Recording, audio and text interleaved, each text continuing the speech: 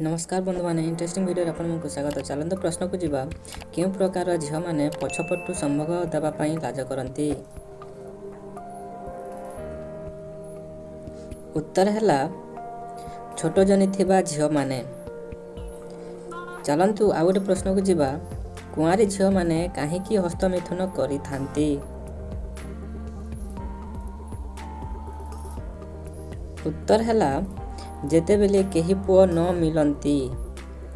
चलतु आउ गोटे प्रश्न को जीवा झील मानक जोनिरु बीज केमिति बाहरी थाए।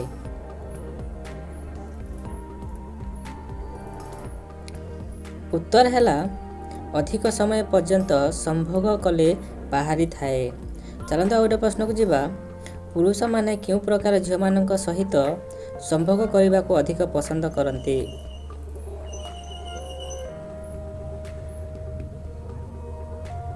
उत्तर है कुआरी झील बा विवाहित महिला मानक सहित। चलतु आउ गोटे प्रश्न को जीवा संभोग समय पुओ मानकर लिंग पूरा भीतर को गले झील माने कि इशारा दे थांती।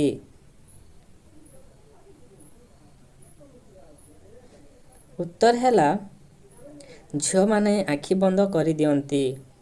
चलतु आउ गोटे प्रश्न को जीवा झील मानक जोनि केते प्रकार होई थाए।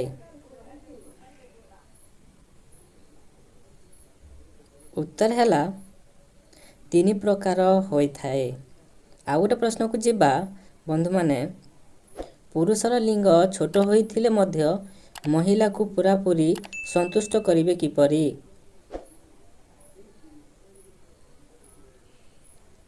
उत्तर है लिंग उपरे बसैकी करिले। चलतु आउ गोटे प्रश्न को जीवा झील मानक जोनिरु बीज केमिति बाहरी थाए।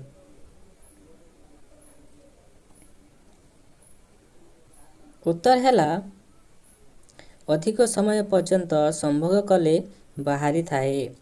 आउ गोटे प्रश्न को जीवा संभोग करने पूर्वर क्यों तेल लगे जोनि भीतर को लिंग आपे आपे पशि जाए।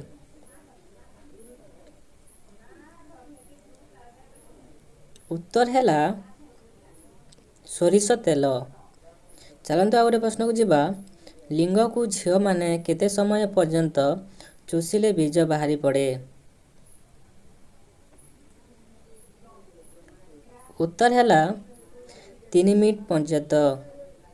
चलतु आउ प्रश्न को जीवा क्यों बयसर महिला माने दिन को 5 ରୁ 10 थर संभोग करने इच्छा करिथांती।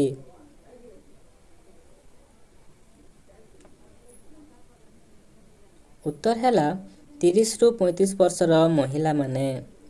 आउ गोटे प्रश्न को जीवा झील मानक जोनि को चाटिबा समय झील मानक केमिति लगी थाए।